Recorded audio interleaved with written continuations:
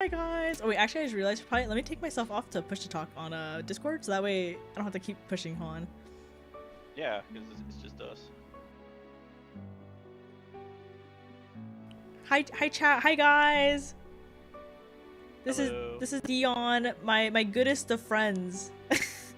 Aw, goodest. Yeah. Okay, I'm like looking. You're cool too. Huh? Huh? I'm looking at the audio to make sure like, alright, is everything balanced? Everything sounded fine? Everything. Let me lower the music maybe to the game and then bump you up a little bit. So, yeah, because everyone's here to hear me, not the game. yeah, exactly. They came to hear your good voice. I forgot to advertise the stream as like my friends are gonna be here, so everyone's probably like, Oh my there's god. people here. Whoa, man. I was like, wait a minute, Dion. What are you doing up there, not in chat? Oh, why is there a green man here? But okay, for I think I don't know. I think at least Raven I think was here for the last couple like Hiveswap streams. I don't know about Stargazer, but for context, so for anyone who doesn't know Homestuck, right? Dion, you're an expert, right, in Homestuck? I'm such an expert. Yeah, such an. for anyone who doesn't know Homestuck. I was there in the Tumblr days. Did you ship any of the characters?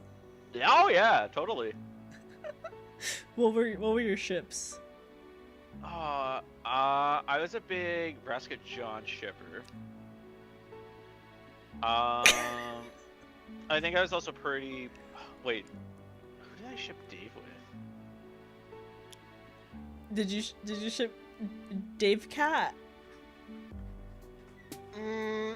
I don't think I shipped Dave Cat, but it was entertained by it.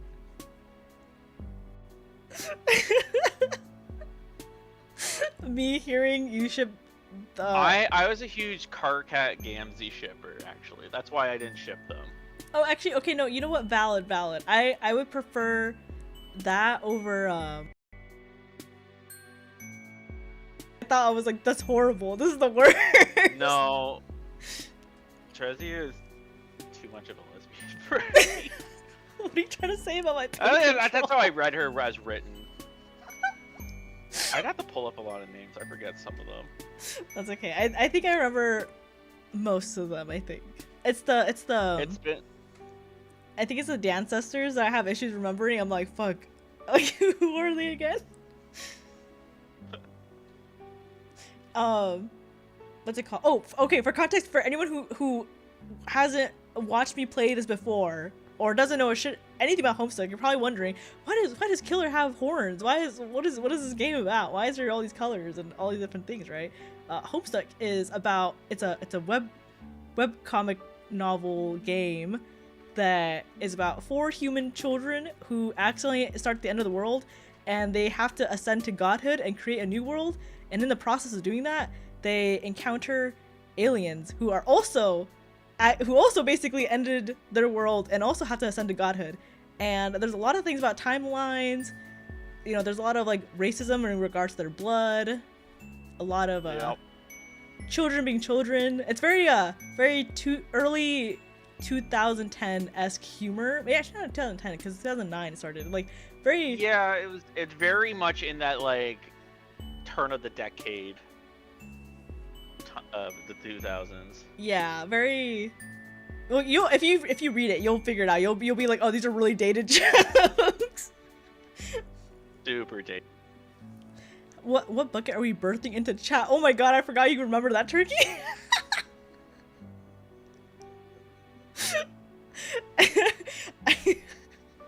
The buckets always like throw me off so much. I'm like, oh my god, I forgot that's like a sexual thing in the comics. Yeah, it's a very hot and heavy thing. Who up all night putting Sharpie in their beds?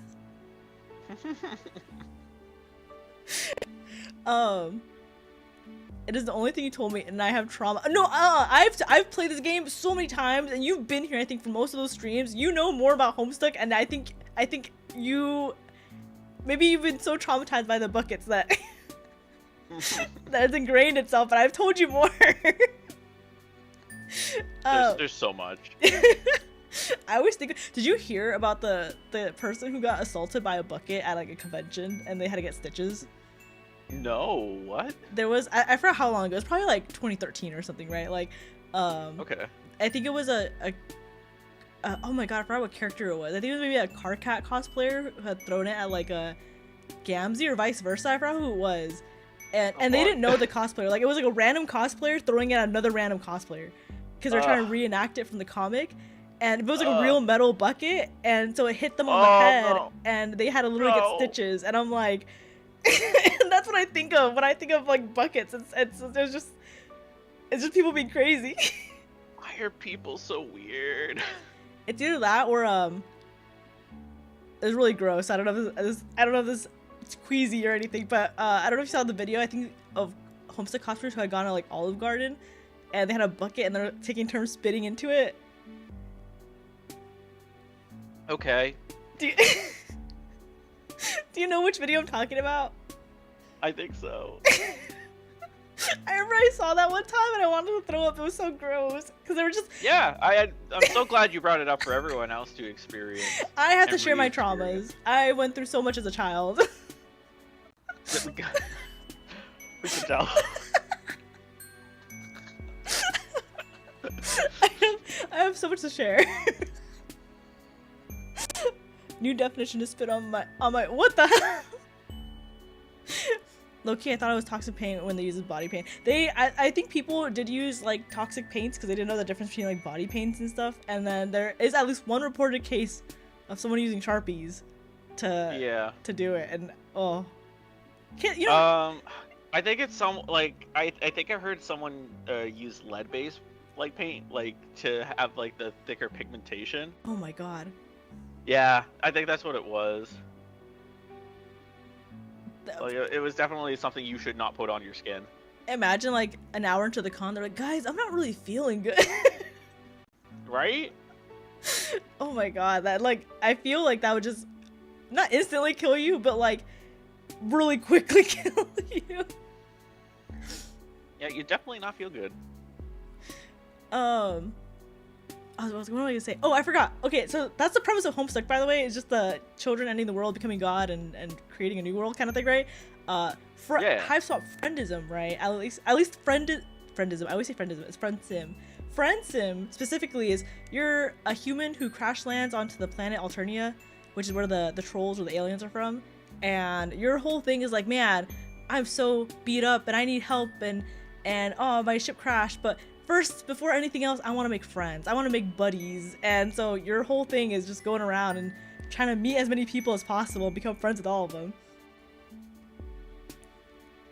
With how normal of a show My Hero is, making such a weird fandom, I'm honestly not surprised Homestuck is unhinged considering everything you've told. I feel like Homestuck, I don't want to say like put the baseline for how bad fandoms can be, but they really did, I think. It's only ever evolved from Homestuck. The only kind of fandom I would think of before Homestuck was Hitalia. You know? What's wrong like with that Hitalia? type of.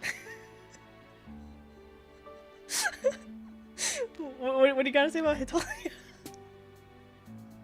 Yama, were you old enough for the Hitalia fandoms? I was. Were you there for Fandom Stuck? Yeah. I was. I shipped Hitalia and Homestuck. Oh my fucking god. And then I wasn't into, so I watched Sherlock, but I wasn't into Super Who. Sorry, Super. Yeah, Super Who Lock. I wasn't into Supernatural or Doctor Who, but I did love seeing the edits for Super Who Lock because they always look cool. So. My god. And Kiayama was in Hitalia 2 chats all connected.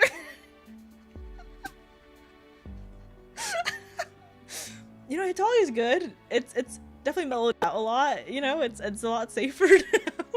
I think like early days Hitalia, like before Homestuck Hitalia, is really like the cataclysm to how fandoms operate socially. Like, if you ever go, wow, that fandom is acting really weird, it fucking stems from how they behaved back then. Like, I think it's just a natural course of action that a fandom is going to take. I feel like too many. I don't know, but then you can also argue like maybe people are just weird, like all the time. You know what I mean? Like maybe these cringy things would have happened no matter what, regardless. It just had to be Homestuck or Hetalia that put it on the map. You know what I mean? People that have obsessions aren't normal. That's true. Quote me on that. I'm gonna quote after the stream. I'm gonna go to the quotes channel and be like, people with obsessions aren't normal, Dion.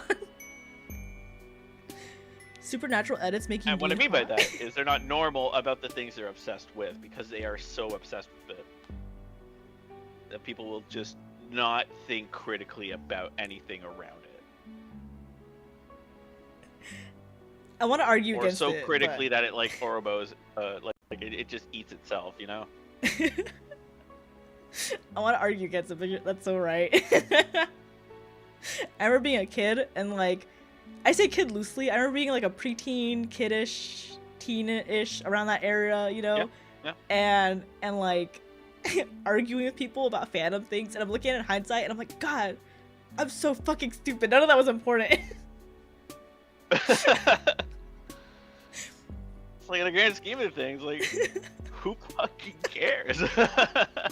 Who cares if Dean from Supernatural and Benedict Cumberbatch from fucking Sherlock don't go together? Like,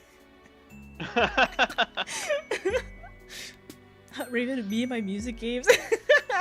Raven, it's okay. That means you have a normal upbringing. You didn't have to go through what I went through. Yeah. And what I think music games is pretty safe so far. Yeah, I don't think there's anything. I mean, don't correct me. I don't want to be corrected if that's the case. I think music games. Yeah, we're not involved in the music games fandom right now. Thank God I wasn't a part of any fandoms, but I think when you're a part of fandoms, it like adds flavor to your character. You know what I mean? I don't think I'd be where I am today. Yeah. If adds a little spice to your neurodivergence. Yeah, you know what? I don't think I would have done so well in my history classes. Without Italia. I don't think it would have been so Man, creative. I really wish Homestuck helped me out. But okay, let me go ahead. Let's actually. Are you ready, Dion, to read the adventures? Yeah, let's get into this. Okay, let me see. We're on, I think, volume 4. Damn. I do. Okay. Wait. I don't know what that one is at the bottom. Okay. There's so many. Oh my god. Fresh from your most recent bout of gratuitous. I forgot there's so many big words. Oh, hey, let me move you real quick because you're like right in the dead center of like. Wait, can I put you on my head? Yeah. I mean, you do whatever. Wait, what if I put you on one of my shoulders, maybe? Like, no, it's not gonna work. Okay, I'll put you maybe on my head right here. That should be fine, right? I think. I'm just like your JoJo stand. Reading fails incoming. What the hell? I read so well. I have the reading proficiency of like someone who's proficient. It's okay. I will probably be just as bad. Okay, so fresh from your most recent bout of gratuitous bodily injury and touching scene of camaraderie you soldier on. You've had a few setbacks, made a couple silly choices. Boy, dude, things just keep changing. But let nobody say that you, the main character, are incapable of growth and change. You have made sure not to be caught in the wilderness near dawn again. You have made your way back to civilization. You can't wait to discover what new adventures await you. Adventures like friendship. Okay, I think we're gonna go with this one first. All right. You wander down a street in a not too demolished looking part of town, but you don't really take much of it in. You're not looking where you're going, and there's an elementary. Oh my god, I can't read. And this is an elementary mistake, especially on a planet where everything that exists seems to be on a spectrum of engineered specifically for murder to could be a weapon in a pinch, but you've got a lot on your mind. And now, as the car, these guys probably have some ridiculous word for it, but you haven't learned it yet. you hadn't noticed slams into you, sending you flipping head over feet. You add a few new concerns to your list: your bones and organs. Oh my god, I feel like my character's fucking going through it every time. I always get like beaten, decapitated. Like I don't know, something always happens to this poor character. The sound of the driver yelling, "Watch where you're going, limp squirt chugger." That sounds like a slur. Oh damn! I hope I don't have to say that. Fades as they drive away, and you assess your situation. You stretch each limb in turn. Oh my god, in turn, which you gotta say doesn't feel great. You land in a bush which is covered in sharp spines. Your arms and legs still work though, and when you do an experimental cough, no blood comes out. Pretty lucky, you think. You may have redefined what lucky means by this point in your journey, but you'll take what you can get. You don't figure that luck will extend to the driver. Turning around to help you out of this bush, your gaze meets a sparkling and immediate and intense connection that leads to a beautiful lifelong friendship. But you let yourself hope. After a few minutes of struggle, the answer to your camaraderie daydreams come into focus. Don't judge me, Dion. Don't judge me. I hear you. Don't judge me. Comes into focus above you, a figure outlined by the spiny leaves of the plant prison and the glow of the moons. I think this is gonna be you, Dion. Oh wait, hold on. Not yet. Whenever you show up on screen, the trolls you see isn't the driver of the car, but you don't care. Your heart is beating wildly with your continued lucky streak. Oh, there you are. Hello. You seem to have fallen victim to a collide and scamper with that scuttle buggy back there. Wait, what the hell? Have you contacted your personal legislator? If not, I'd like to offer my services. Did you see that it said there's $50 toll for just introductions? Yep. My name is Takora Gorgek, but please call me Gorgor. I'm here for you, for a nominal fee, of course. Sign here, okay? Oh. He pulls a business card from his sleek teal vest and offers it to you with a precise flick of the wrist. His claw beds are perfect. Wait, are we getting charged by the second here? You try again to sit up, buoyed by this offer for assistance. He's some type of doctor maybe, or lawyer? It doesn't matter really, because he said he was here for you. Those words go right ahead and burn themselves into the softest chamber of your heart. Aww. You start telling him your plight thus far, reaching up to the brambles towards the beacon of hope. This guy seems trustworthy, and that's not just your lack of option. Oh my god, I can't read. I'm so sorry. That's just not your lack of option talking. You swear. As you shift, the moonlight shines on you. He steps back briefly, dropping the card. The one eye that's not covered by a swoop of product-infused hair opens wide. He recovers, smoothing his hands down his chest and straightening up, clearing his throat as you continue to explain. You're... what? Oh, yes. An alien. I knew that. I've done some work with aliens before, so your situation shouldn't be an issue at all. Everyone deserves an equal opportunity to be represented by me. In fact, we may be able to use it in our favor for a larger cash settlement. It all depends on our angle. Here, try moving your chug column. We're at 300. How much is that converted? You aren't sure why this is necessary, but you wiggle your torso, hoping that's right. You've never wanted anything more in your meager existence than to follow the specific directive perfectly. No, not that. You add a little hip jiggle. Not so much that he might think it's a come on, but enough to say, hey, I'm friendly and I know what the fuck I'm doing. No, you're... the thing that holds up your think pan. Work with me. You continue what you hope is a You continue what you hope is a part of the troll friendship ritual, shimmying various parts of your anatomy deeper into the bush until you get your neck, and he clasps his hands together. There we go. That one hurt, didn't it? Definitely a case of column snap, which can get us a decently hefty restitution. Your neck feels fine, or it doesn't hurt any more than the rest of you, but you give him what you hope is a convincingly painful nod of agreement. Of course, you'll need to front the initial legislation costs. We may also have to injure you further to ensure our case is convincing. but you've got to break a few cluck beast embryos to make rubblet, as you well know. He's gonna kill us! Yes, I think we may make a mutually beneficial team, if you're willing to do what it takes to bring about the justice you deserve. So, what do you say? How would you like to help me help you? He's talking really fast, and you're not sure exactly what to think about your lack of funds or the idea of breaking your bones, but that smile is sharp and shiny and pointed right at you. You want more of it. Alright, Okay. what do we do? Wait, let me save here. What page am I on? Wait, no. Can I not go to the next page? Alright, I'm saving this one. Alright, which one should we do, Dion? Should we do ask if he does pro bono work? Or tell him about the heaps of money you definitely have. You should probably tell me about the heaps of money you definitely have. Oh I my seem God. interested in that. We have so much money, don't worry. Yeah. Chat wild if I say this is kind of hot. Also save Scott. Honestly, say the guys are crazy. In my opinion, there's hotter trolls out there, but you know, it's my opinion only.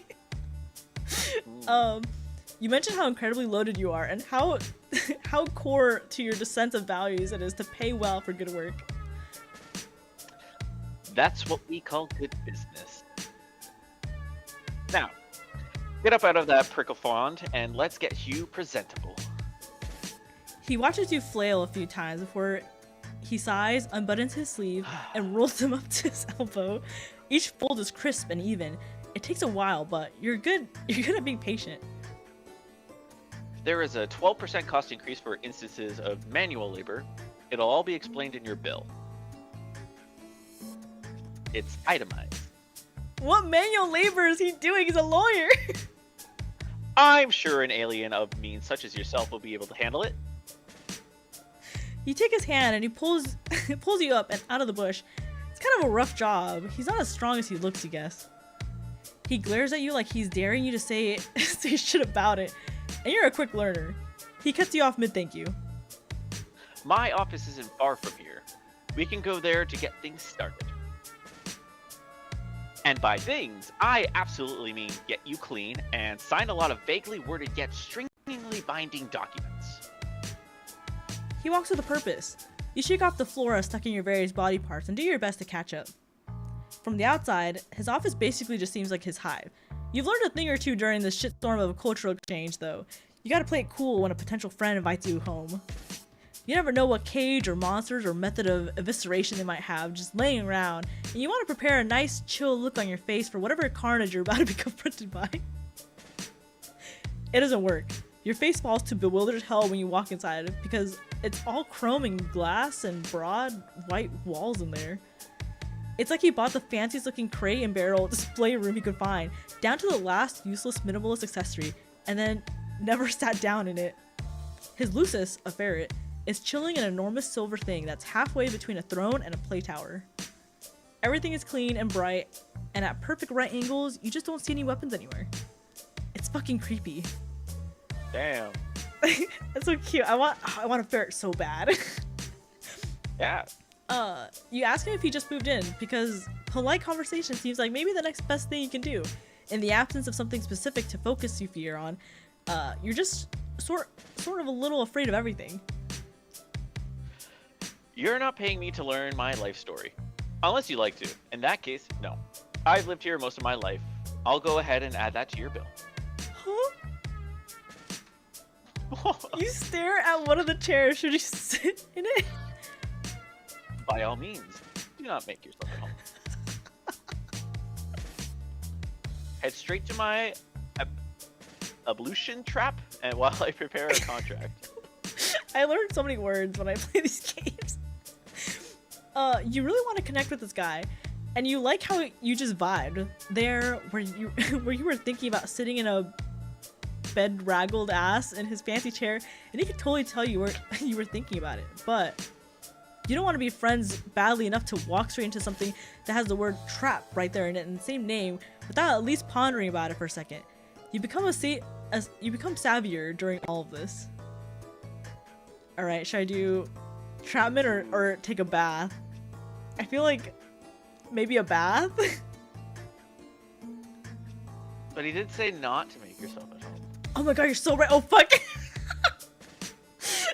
You're more than a little concerned about the trap part of the instructions you just received. But hey, at least the trap you know about is better than the one you don't. And with everything else you can see so freaky pristine, he has to be hiding some evil somewhere. You wonder if it's a dungeon. A dungeon could be cool. Why? Oh my god, it's so cute. Oh. The ferret bows down to its pedestal and jerks its head for you to follow it. You do, because it seems like a regular thing to do, and Tagora is busy on his computer. It leads you to a bathroom, which is just as fancy and clean as everything else you've seen. The Lucis chitters at you for a second, squirms its big noodle body around, and leaves, shutting the door behind it. You wait a second till it's probably gone before you test the handle. It's unlocked. Huh. You wonder at what point or, you know, motive might be for leading you to this room until you turn and see yourself in the mirror. That is some haggard looking stuff right there. So, fair. You're flying by the seat of your pants, but you guess maybe you're supposed to take a bath? If not, and he gets pissed and unleashes the ferret on you, at least you'll meet your maker nice and clean. You half expect some indiscernible goo or blood or something to come out of the faucet in a weird lumpy tub, but thankfully it's just water. Once you're in, you take a look at the truly inordinate amount of bath products you have at your fingertips. There are shelves of little bottles and soaps and unidentifiable lathersome accessories by the tub alone. There's even more by the mirror. I feel like he's gonna charge us. Everything we use is gonna be like 100. Nah, it's fine. Labels are all gibberish, of course, but you sniff a few until you find something flowery and go to town. You take more time than you should in there, but you haven't experienced a moment of luxurious solitude in a bit. Full-time friendship searching can be difficult work. It's good to recharge. Once you're freshly scrubbed and dried, you slather yourself head to toe with some lotion you find in an iridescent vial. You hope he won't mind you using it. He wants you to be presentable, and this stuff is sparkly. You're starting to feel rejuvenated as hell, ready to knock this friendship stuff right out of the park.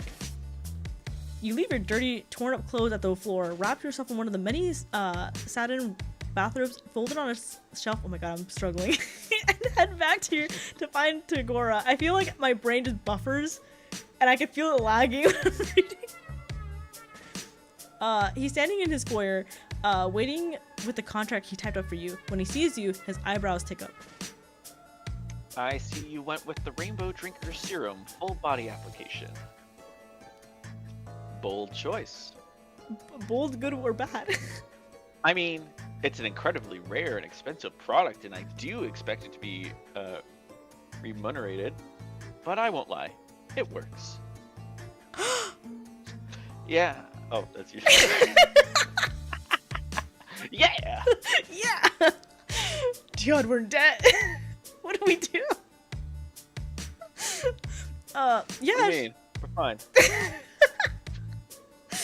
I'm gonna take his Lucis hostage. No. Yeah, sure. That's Mine. Huh? I said it's mine. Yeah, sure. That's the stuff you don't want to let. Oh my god, I can't read. You don't want to let him on that you don't know what it is, since he seems impressed. Instead, you give his ego a little stroke and tell him you hadn't seen much sumptuous array of self-care. Accoutrements. Accoutrements? Wait, was it? Yep. Accoutrements? Accoutrements. Accoutrements? In so long Yep. that you couldn't help yourself. Not everyone takes skincare as seriously as they should. I assumed you were taking forever in there because you'd gotten lost, or didn't know how to use the abulation trap. I hadn't considered the possibility that you were just doing your regimen. Noted. Okay. At least we got a little bit of a discount, right? Yeah. You hold your arms out to admire the well-hydrated sheen you have going on. This time, you're not really even bullshitting. It just really does actually look pretty good. Tagora seems like he's struggling. He keeps opening his mouth to say something, then changing his mind. He's clutching the documents in his hand, like a flotation device. He looks down at them, then back at you. I typically only use that particular product to highlight my cheek blades, but there is no real reason you shouldn't apply it more liberally, especially if cost isn't an issue. It's a little drastic for my personal style, but there is a certain unorthodox glamour to it.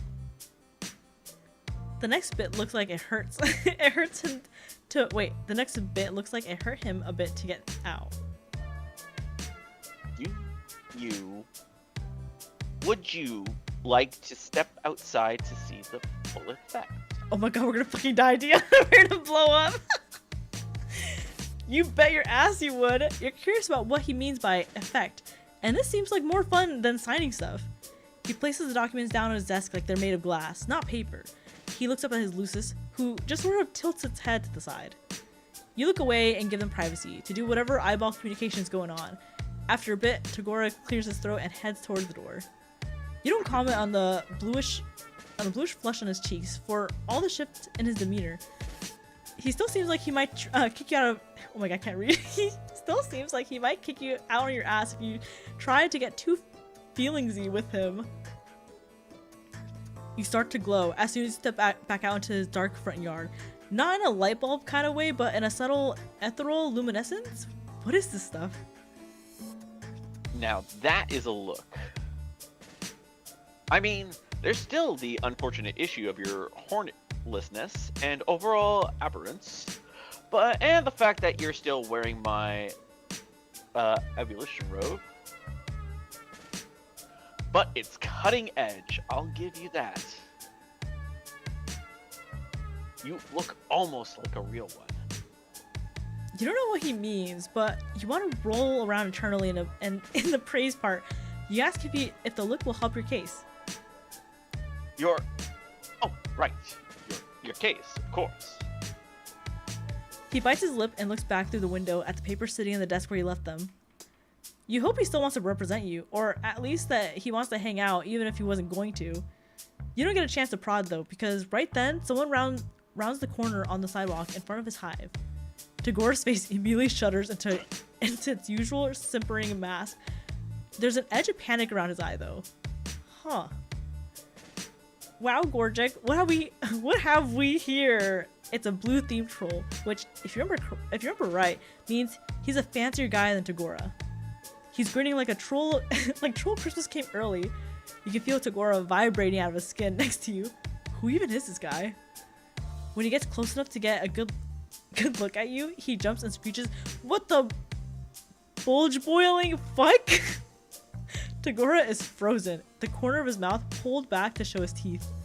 The new guy is ignoring him in favor, noticing that you're dressed in Tagora's monogrammed leisure wear. If his look of a fascinating horror is anything to go by, you don't really know what makes you do it. You should wait for Tagora to get himself together and do all the talking, but you're riding the high of him almost seeming like he was enjoying your company. Plus, nothing boosts confidence like looking like a beautiful, spooky angel. So you toss your head and put on your best fancy guy voice and say, "What, never seen a real one before?" You're placing all your chips on this guy knowing something you don't. But when his eyes get huge and starts stumbling over himself to back away down the sidewalk, you know it's paid off. Tagora blinks, then jumps right in, picking up directly where you left off. Surely someone as well informed as yourself knows a rainbow drinker when he sees one. The blue guy doesn't respond with anything more coherent than a string of yelps as he hightails it back the way he came. When he's gone, you turn to Tagora and ask him super casually what a rainbow drinker is. He stares at you in stunned silence. Are you? Are you telling me you didn't know? You nod.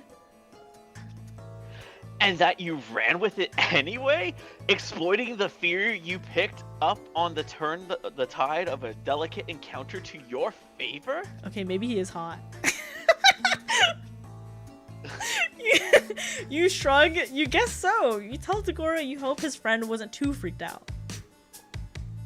Friend? No, I hate that guy. There are simply times when being liked by your betters is helpful. Though technically fearing me is just as good. Better, maybe. So,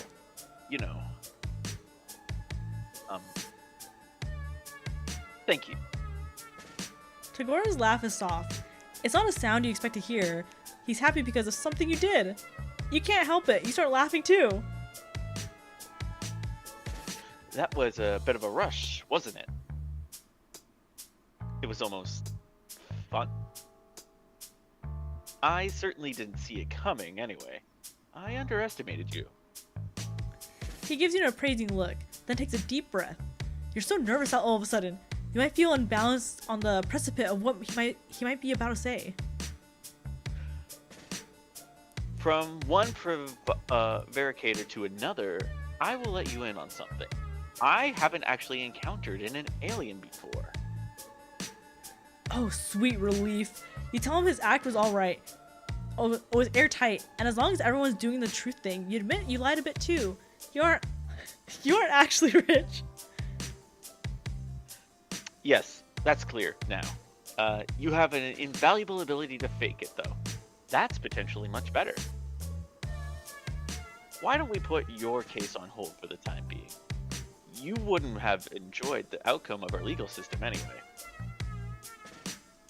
We can find an alternate means of you working off your debt.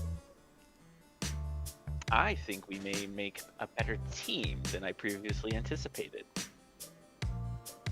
With our wits combined, we can tackle bigger and better things than traffic injuries. He flexes his hand at his side, then in one swift and decisive movement, he extends it out to you. On his face is something close to an honest-to-God real-ass smile. I've never actually formed a legitimate partnership of any sort, but I believe this is how it's done. What do you say? The glow in your heart shines brighter than any expensive and still kind of mysterious lotion. You take his hand in your firm, no-nonsense grasp of pure and inexorable joy and shake it. We got friendship! Yeah, we got the good ending! I think it's the first time I've gotten the good ending first try. Oh my god. Just sign here. It's so funny. Just sign here, and all of the stuff you need to do and still owe me. You owe me a lot of money. Okay, do you want to try to get the bad ending? Yeah, ask him if he's pro bono. You thank him profusely for his offer to help and explain why your situation hasn't exactly left you very rich. You'll pay him back in a glorious friendship, the most infinite of sources. You lay it on thick. He seems like the guy who can appreciate a good deal when he sees one. You can't imagine a better deal than this. You reach both arms up, waiting for him to scoop you out of this pain plant like a gentle baby you are. Sorry, I don't do charity. Such a shame, too. I was hoping working with an alien might make me for a more interesting day than usual. You're not worth it! Oh, no! He turns on his heels and walks away, his high ponytail swishing behind him. Friendship is not a currency. Damn. At least you know what you were missing out on now. There's one more ending. Do you want to try to get that one too? There's usually a couple endings you can get. Yeah, let's Okay. go for it. I didn't save at the other choice, so I'm gonna kind of skip through this real quick to get to his home. Yeah.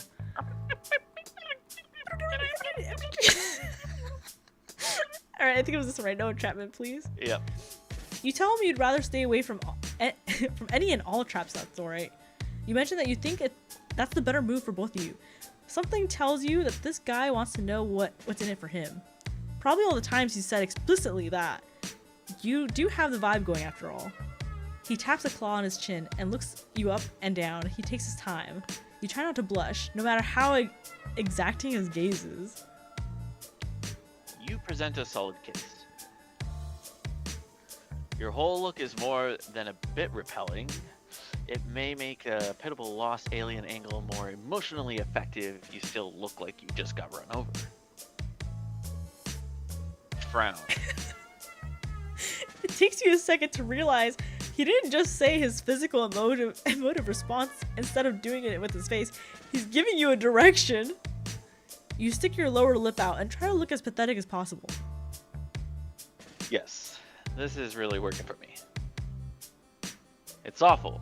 Completely repugnant. Your general squalor should function as a simple manipulation tactic, no matter which direction I decide to spin it. The bottom called you poor is crazy. The praise makes it hard to keep frowning, but you do your best to keep it up. You even hunch over a bit and shamble a few meager steps towards him. Great. Yes. That's enough. No need to come any closer. Okay then. We'll skip the hygiene and get straight to the best part. Bureaucracy. Stay right there and don't get any of your crusty alien orifices near my decor. I'll go print out our contract and we can move on. You pretend you're a statue while he types things, then prints the typed things, then staples the printed things.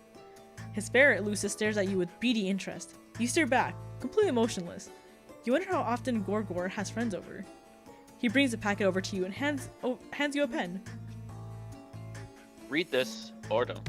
Sign it either way. It's a standard legislature agreement. Tweak it a bit to accommodate your particular situation. You know, you agree to submit your testimony to be judged and will be accepted whatever subjugation you receive. You will recognize that any potential winnings are to be remitted to me for processing through a local account before your portion can be dispensed to you. In the event you are culling, I will act as an executioner for your accounts, blah blah, same soul business stuff. I'm sure it's the same where you're from. There are stars at each place as you are to initial. What the hell? That sure was a lot of stuff that you just got told real fast. You're trying to listen, really, but he winked at you early on in his monologue, and it was really distracting because you couldn't stop thinking about if you could incorporate a wink into your secret handshake, maybe. Anyways, low-key, that's how I am in real life. Anyways, regular legal jargon, yeah. Just like all the times you click to say you read the terms and conditions on any old harmless social media app. That stuff never ends up being relevant. Yeah. You show off your exquisitely polished John Hancock as many times as it takes. Excellent, excellent. Everything's in order then. Are you ready to head out? Oh, like, now? Now? You're not ready? Do you look roughed up enough? Will your bones need to go through any more ordeals? What's a subjugator? Does Tagora?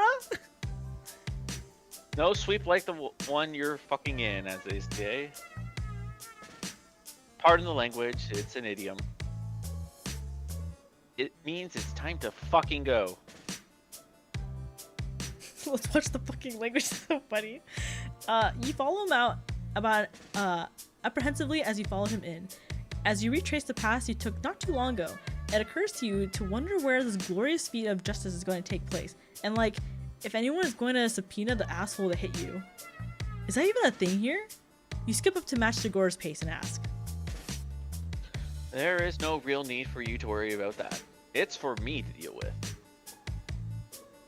I saw the perpetrator, of course. If it seems prudent to pin the crime on them when the time comes, I will have more than enough credible evidence to condemn them.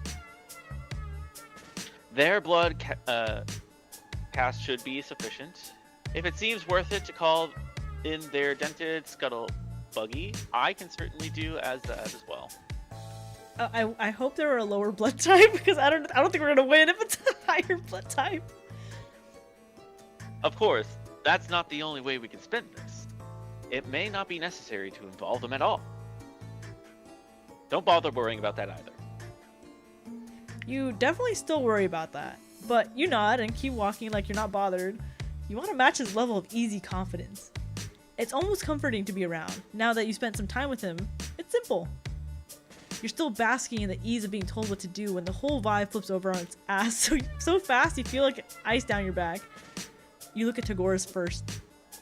Yeah, okay, I was like, first? You look at Tagora first. He stopped walking and his posture somehow gets straighter. Even his cute little ponytail thing looks more alert. He's staring at the approach of another troll, a blue guy. You know that means a high blood, but not much else about what that entails, aside from what you're picking up from the full hair on end cat reaction from old Gorgor next to you. Pleasant evening, sir. His voice gets somehow sweeter and more professional at the same time. You recognize what he's feeling because you felt it. Oh my god, I can't read. You've recognized what he's feeling because you felt it in yourself the whole time you've been on this godforsaken planet. A deep, all-consuming thirst for approval. He's gunning hard for business boy friendship. The high blood, however, is not. At first you think he might be a chill because his smile gets huge, and hell, if you don't love getting smiled upon, you start to introduce yourself until Tagora shoots you a "be cool" look. It's then that you learn that the guy's smile is not the nice kind. What's this? He asks. Gorgor picked up a little friend? It's not. We have a working relationship. You try not to let his dismissal of your friendship sting. You're not there yet. It's okay. You want to be helpful, so you put your best injured face on and start hobbling in a circle, twisting your neck at the most grotesque angle you can manage without actually hurting yourself. You groan pitifully about all your bones. Oh, right. Your booming drone pursuing business. This client you have here looks extra shitty. Good luck getting anything good for whatever this mutant is and you scraped up from the crystal grate. If you take a moment to consider the potential. The blue guy rolls his eyes and keeps walking, elbowing his way right between the two of you on his way past, like you're nothing. Tagora freezes. His eyes stay fixed ahead of him, where the blue guy was just standing, like it's like he hasn't processed the movement yet. Even though he's gonna knock back a few steps in his wake, he starts shaking. Yikes! That was tense. You want to say something reassuring to Tagora, but he kind of ascended into another plane of existence. Maybe a nice reassuring pat on the shoulder will help diffuse the mood. You put a ginger hand? You put a ginger hand in his mere vicinity of his body, and he whirls to face you, eyes narrowed and breathing heavy. You snatch your hand back fast. Mistake! You have any idea how their networking company was? Do you realize what you... No, of course you didn't. You don't know anything. You're just a weird little hornless thing who doesn't even know how to cross the fucking streets. He starts laughing all high-pitched and weird. Up until now, he seems so slick, so unflappable, that Gorgor is hard to reconcile with the one pacing back and forth, hollering and grabbing at his face. He's pretty goddamn flapped. Oh boy, you really screwed up, huh? Maybe your busted neck routine was not convincing enough? Or too convincing? Either way, you figured now might be the time to bow out. To bow out? Before the scene really blows up. I don't know why I was like bow out. Like that sounds like a dog. Bow Like bow out. You tell him so. Your neck is fine. Look, you headbang a bit to prove it. No. A deal is a deal is a deal. He breathes in slowly through his nose. All right, Gogor. Remember your mantra. He closes his eyes. After an awkward minute of watching him whisper something unintelligible to himself, he opens them and immediately starts up that bonker pace again, so you skedaddle to catch up. He keeps talking, though by now he's just talking to himself, with you as an eavesdropping barnacle with really slow legs. Little manic giggles bubble out in between his sentences. We're headed towards justice, alright? Oh my god, I think he's gonna get us fucking killed. Keep walking. We're seeing this through. I've got a bottom line to uphold. Okay, not bad. Maybe things are still cool between you. Maybe this lawyer-client relationship still has a chance to blossom into something more. You venture a friendly type topic and ask him about his mantra. He stops walking and looks at you like you shat on his Lucis's grave. You don't just ask someone what their mantra is. Maybe not so cool. He shivers spooked and turns his stinky stare from you to... I don't know why the wording, when there's like intricate wording, and it always throws me off. I'm like, oh, this is very colorful. He shivers spooked and turns his stinky stare from you to the path you're on. After a moment, he smooths back all his hairs he shook out of place during his freak out, pivots, and turns down a side street. Anyway, as I was about to say, there are many ways to fulfill the terms of our contract. I was hoping this would lead to a more stimulating evening. I was prepared to get into it with you, for you. But it has become clear that this partnership is no longer worth the work. Especially now that I have to consider the significant career setback I just experienced at your feckless hand. So instead of wasting any more of my time or yours, let's take a shortcut to the same end result, sparing us both the agony of enduring a long court battle in the proximity of one another. Here's your verdict. You're guilty. Guilty? Wait, wasn't it supposed to be other guys on trial? You look around, panic rising in your chest. Oh, don't tell me. You don't know how the legal system works either. Unsurprising and uninteresting. Oh, this is bad. You've been so caught up in watching him talk that you didn't notice him guiding you straight into the shittier part of town. You know, the part that's all half-demolished hives and creepy noises and drones flying around. Drones like the one that turns to notice you when Tagora whistles, snaps his fingers, and points right at your head. Hey, big guy. Over here. One extremely malformed and unviable troll. Just the way you like it. You shouldn't feel surprised at this betrayal, maybe, but you do. For a second anyways. Then you focus on yelling and scanning for possible debris to hide under. Tagora starts backing away as the drone gets closer. There's a sewer next to the street over. You probably won't make it. Oops, I didn't mean to click that. Whoops. But if you do, check your pockets.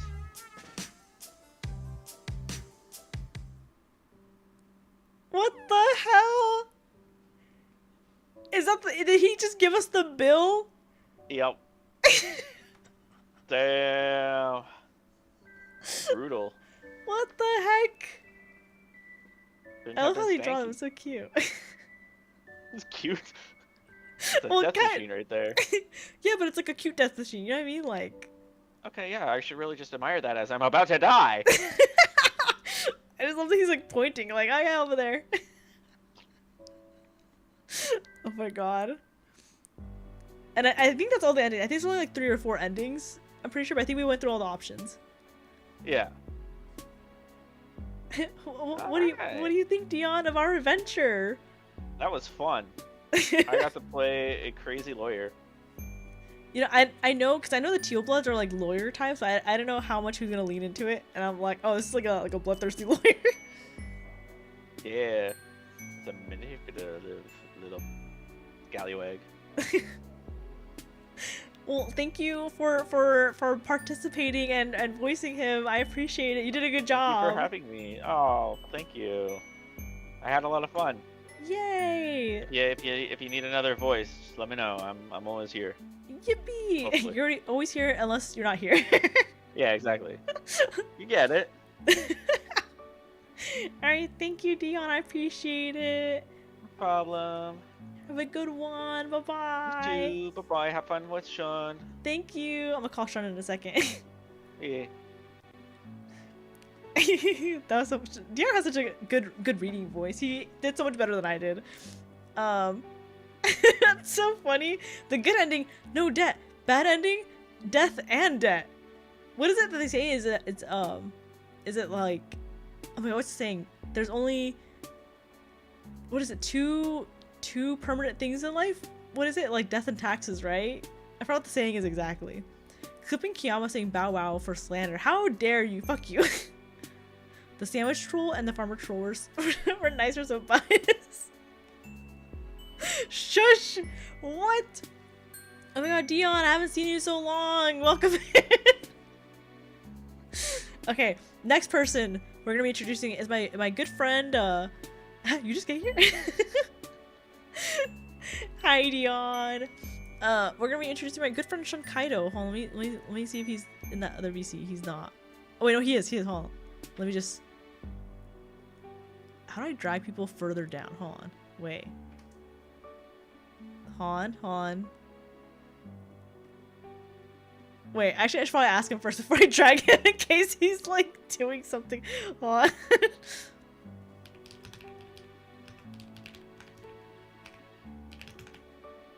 Okay, I'm gonna wait for him to respond. I was a little apprehensive about this chapter or this volume because he's ready. Okay, perfect. Let me drag him right now. But I was a little nervous because I'm like, I don't know if I like these characters, but I only know them visually. I don't know anything else about him.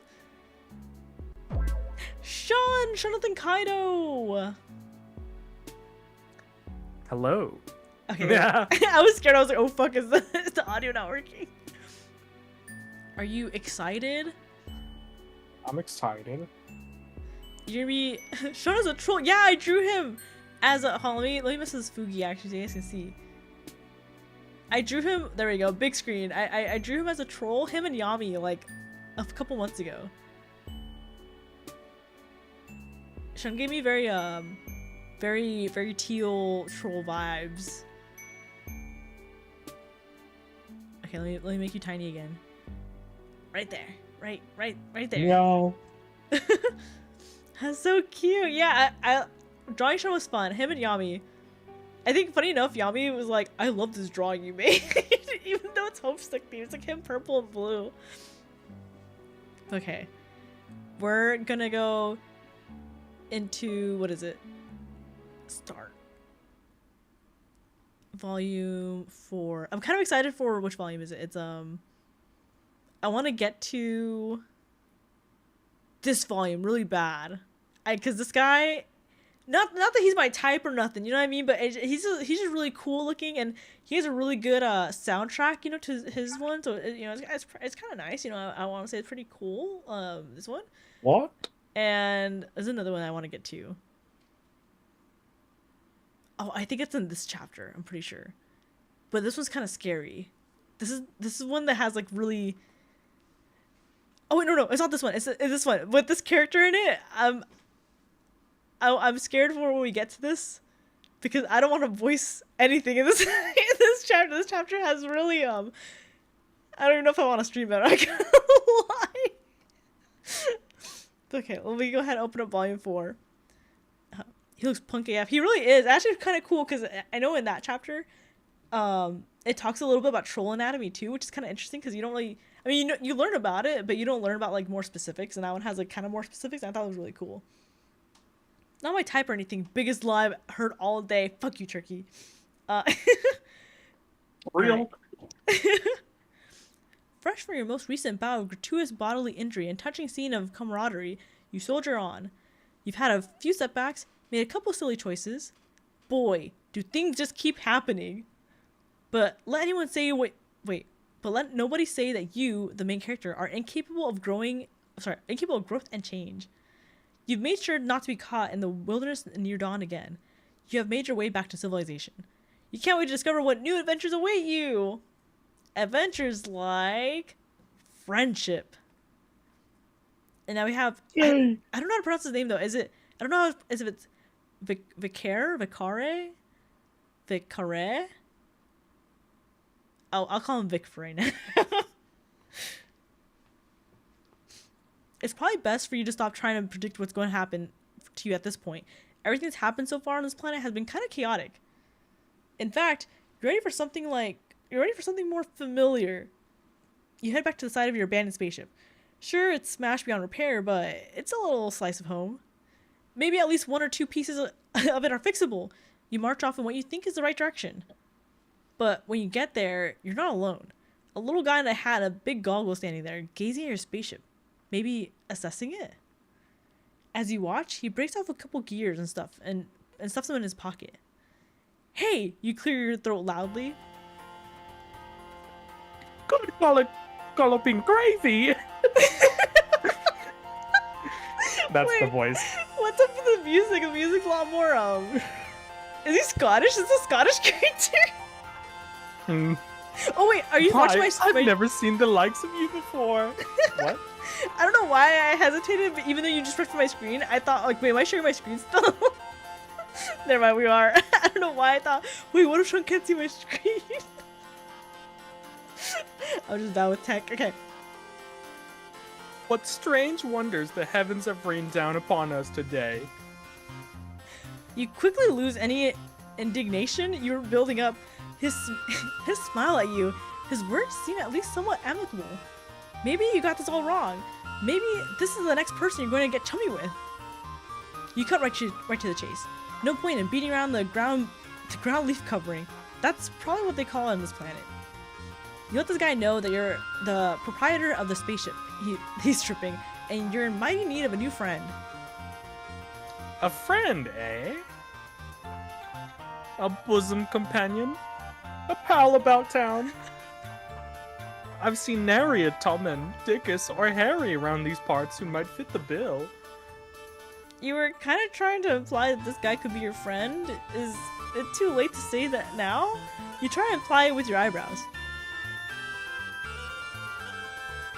As for me, day-to-day matters here on Alternia interest me not. For I care about hurtling at great speeds through the boundless expanse.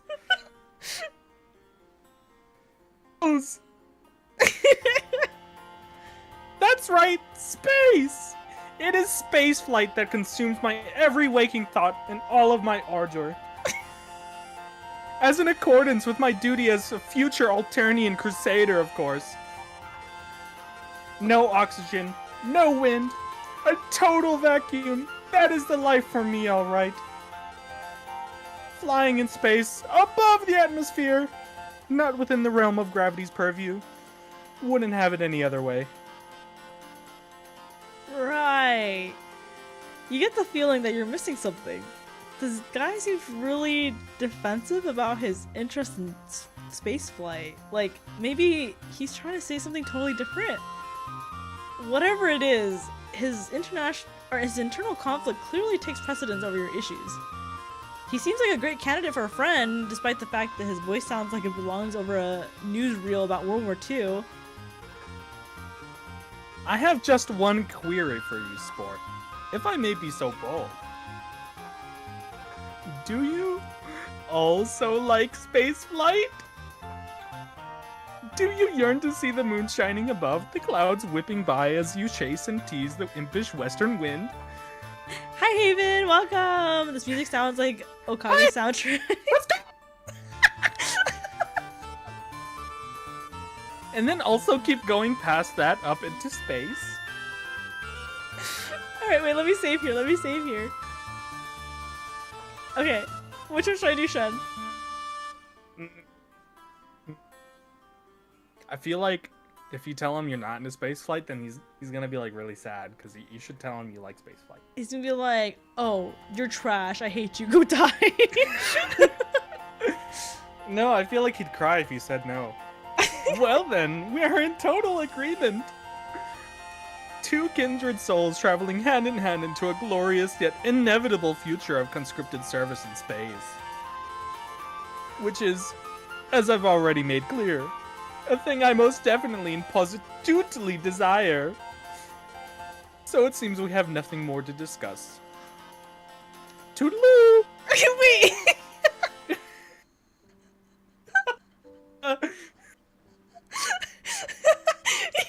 He's like, oh, okay, cool, I don't have to be here no more.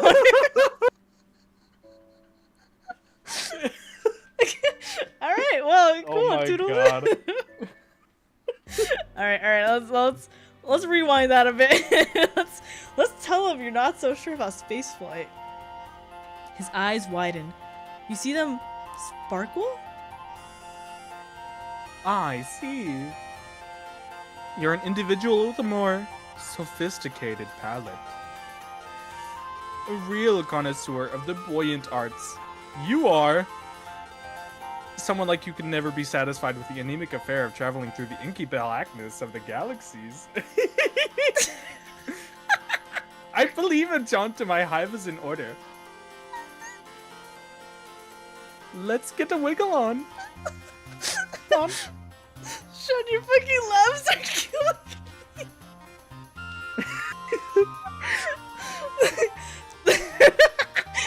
There was a lot going on there, but you understand that he wants you to follow him. The friendly guy takes you to a building where all the rooms seem to be balanced on spindly-looking stilts. The hive soars above you into the sky. He gestures to a little platform attached to a pulley system, like a rudimentary elevator. It brings you up into a small, dark room. His house is pretty much what you would have guessed. The walls are covered in star maps and pictures of spaceships. You notice that many of them have cheery slogans splashed across them, saying things like, "Explore the galaxies because you're required to fulfill your duty to society," and "Enlist, travel, make friends, don't get cold." Your new friend doesn't seem too happy as he looks around the place. Just the hive for a dedicated spacecraft enthusiast, isn't it? You nod. You're not sure what this is leading to, but no one ever went wrong relying on non-specific and plausibly deniable agreement. Who am I fooling? You rumble me, potential new chum. What you see before you is a collage of falsehoods. I'm nothing but an avatar of baloney. In truth, the myriad temptations and desires of space do nothing but to tickle my biscuit. The thought of participating in the glorious eternal conquest gives me the screaming meanies. Sean, you're killing me.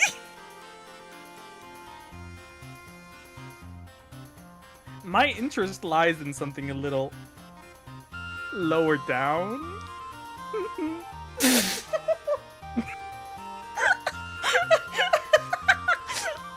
He reaches up and peels back one of the posters. Behind it is another poster. This one showing a view of clouds in the sky. Behold, my shame. The truth is, I long to toss and turn within the grasp of Mistress Gravity's sweet fingers. To traverse the sky, can such a thing be?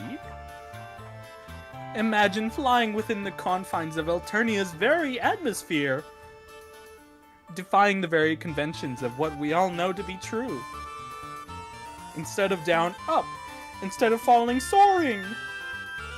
Can you imagine? Can't you see it before you? Could you ever dream of the existence of such a flying machine? Alright, let me save here so we have to go through the whole thing again. Okay. Which one do we tell him? I feel like he'd be like, oh, like sad. Airplanes exist. Come on. I brought you here to show you my truth. And you treat me to mockery. Shani made him cry. An airplane? A plane that floats in the air? Flying machines are a serious business. I think you should leave. Now.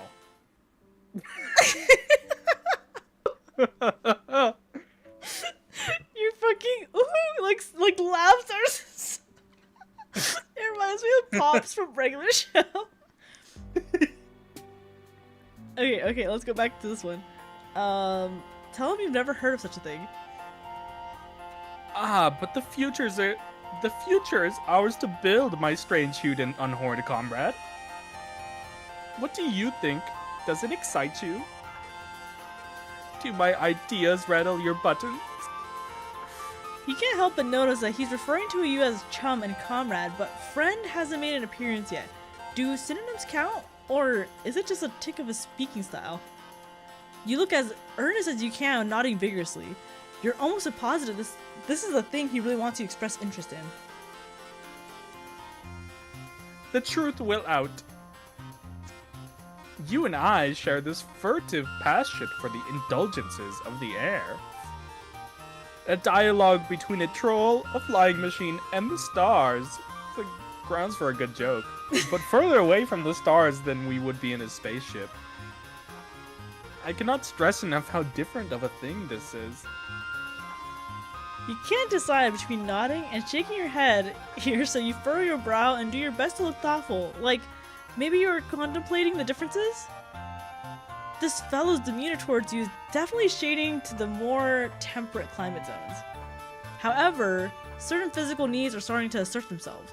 You're still pretty banged up from your previous adventures, but right now, the aching of your stomach is screaming for attention. You humbly ask your friend to be if there might be any chance of getting a bite to eat. But of course!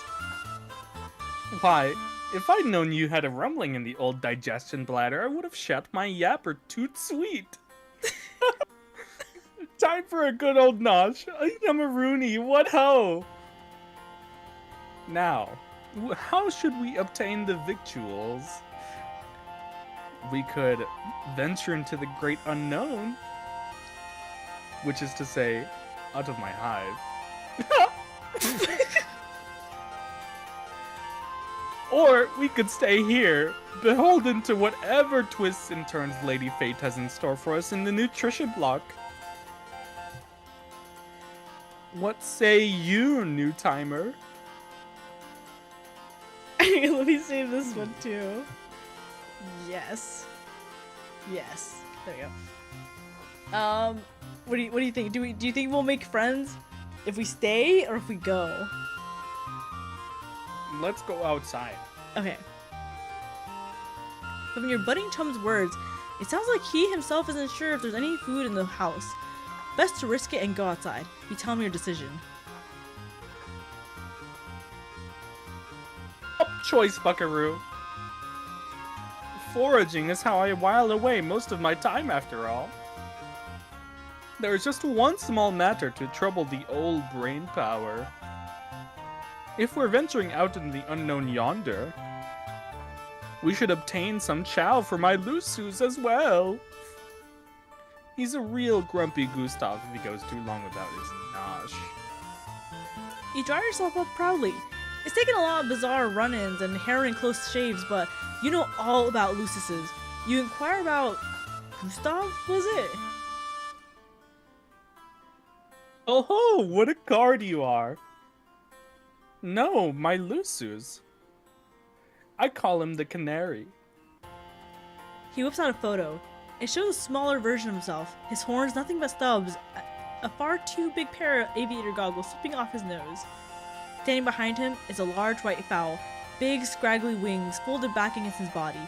You want to say an emu? Whatever it is, it's definitely not a canary. Its beak touches the top of your pal's head with something that might count as affection.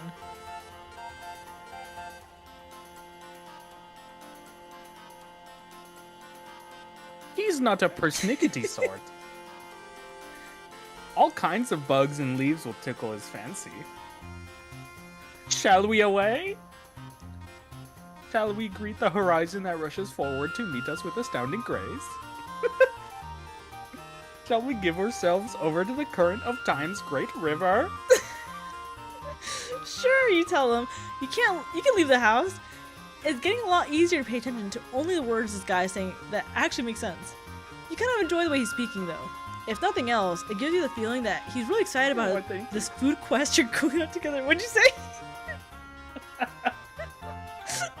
You said you kind of enjoy the way he's speaking, and I'm like, why thank you. Your alien pal leads you back down through the pulley system and outside again.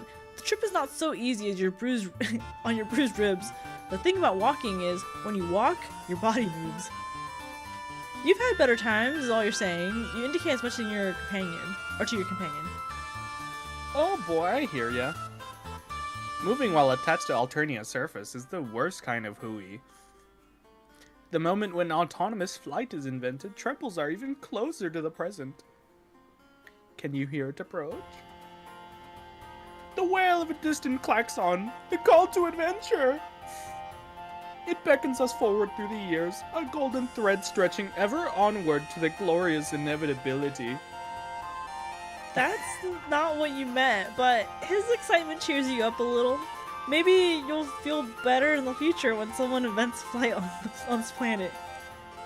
Oh wait, I didn't read that what that said. That's not what you meant, but his excitement cheers you up a little. Maybe, oh wait, oops, sorry, I read that part. Certainly by the time you'll either be further along your healing or dead. Either way, thinking about that future brings a little rosy glow to your heart. You ask your buddy where you're going next. The world is our bivalular secreter. We'll go wherever the wind calls our names.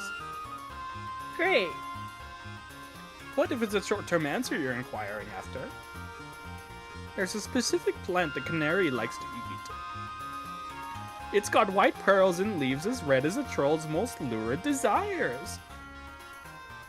Could you give a holler if your bulbs fall on something of that persuasion? You agree to keep an eye out.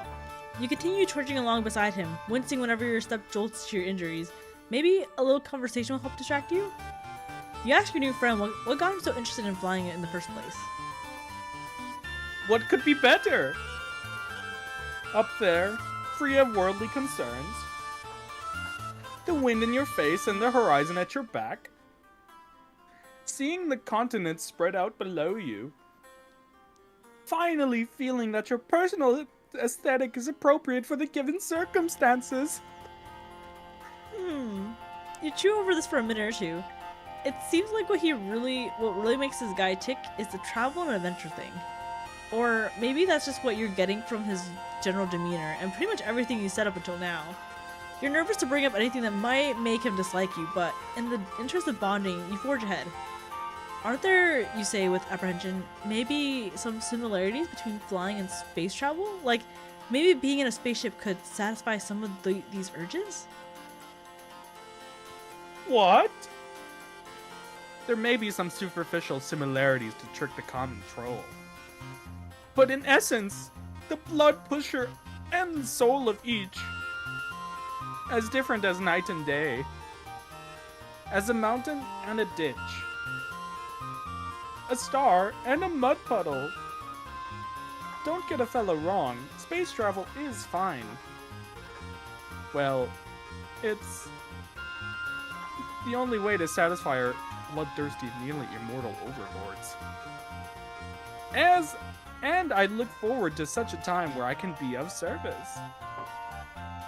In the eternal millstone of grind of intergalactic conquest. But it's missing the punch. The pizzazz. The kaboom. The trunk beast's hunk of it all. Just as you feared, you've stepped in it now. You're struggling for a response when out of the corner of your eye, you spot a cluster of white flowers. Relieved, you point them out to your companion, who races over to gather them. But when he holds one up, you can see it has blue leaves, not red. Your shoulders droop. Seems like all you're doing is disappointing your buddy, who has been so nice to you, or at least that's what you think you read between the lines of this confusing speaking style. Fear not, my smooth-headed compatriot. These are not the Lusu's rations we sought. But this plant is people's chow. What I mean to say is, we can eat it. Since we are people, it's food for people, not food made of people. He's like, wait. To be clear. Oh wait, did I go too fast? Oh, you know, at first I thought I had missed it. I was something? like, huh? He comes Can back I with a try fistful of flowers and hands you one of the blue leaves. You're not all sure that the food is safe for your buddy. Wait, you're not at all sure that the food that's safe for your buddy will be safe for you as well. But at this point, you don't have much to lose. Besides, with the way your stomach's groaning, it might as well be a perfectly seared steak. You put it in your mouth. Chewing on a leaf, you feel more affectionate towards this guy than before. You're worried this trip was just turning into an excuse for him to run some kind of household errand, but really, he did find you something to eat. You are desperate to find some way to show him that you understand his interest. You want to connect to him on a deeper soul level.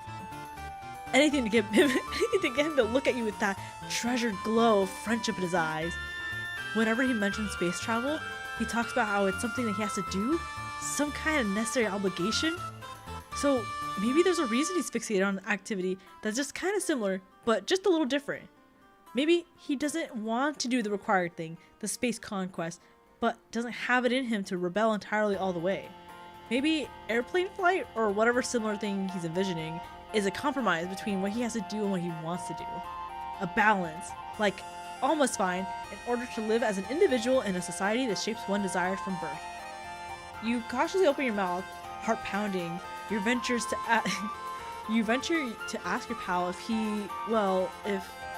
he maybe would rather not satisfy the demands of the bloodthirsty overlords? If maybe a part of him wants to get to his flying machine and, well, leave? For real? That's... He seems taken aback. Maybe you should have never said it. What a huge mistake. You probably pushed this friendship out of your reach for good now. Panicking, you point to the side, yelling you see a big field of white flowers in that direction. Your potential friend leaps to action, seemingly also glad to be given a reason to not answer this question. He races forward in the direction you indicated. In a matter of seconds, there's a yelp. Sorry, I wasn't expecting that. In a matter of seconds, there's a yelp and your new acquaintance vanishes. Instantly, you realize your error. You didn't look where you were pointing. While walking, you unwittingly came close to the edge of a large cliff, which your companion has now disappeared over. You race to the side, your stomach flooding with fear. This is absolutely the opposite of what you wanted. You look down in horror. Your friend now looks approximately how you felt when you first crash landed on the dark planet. He's conscious, his face is frozen in shock, but one leg is twisted underneath him in a nasty way. You may not be familiar with his alien anatomy, but you're almost positive that it shouldn't look like that. You call out to him in distress. I think I broke my leg. You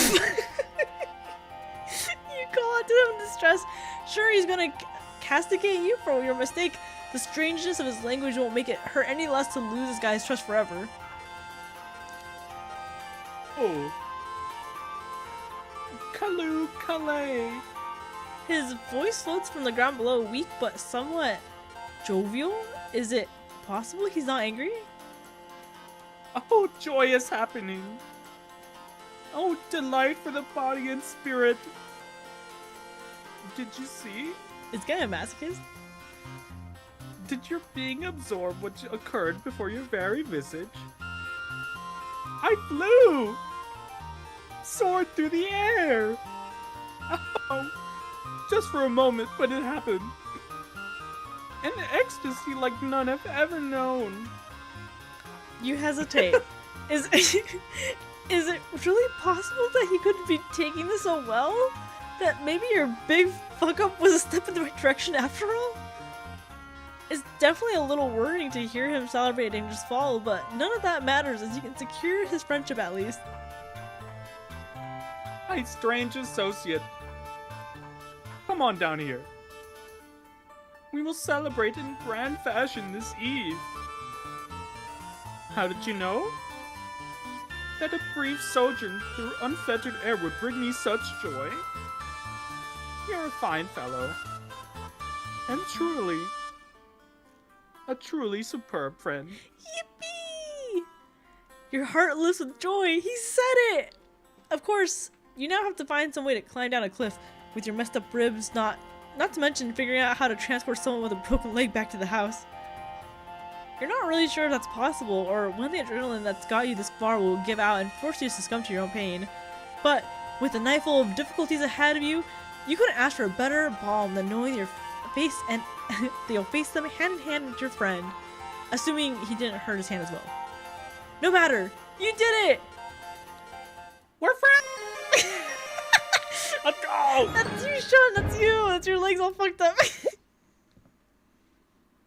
My legs are broken!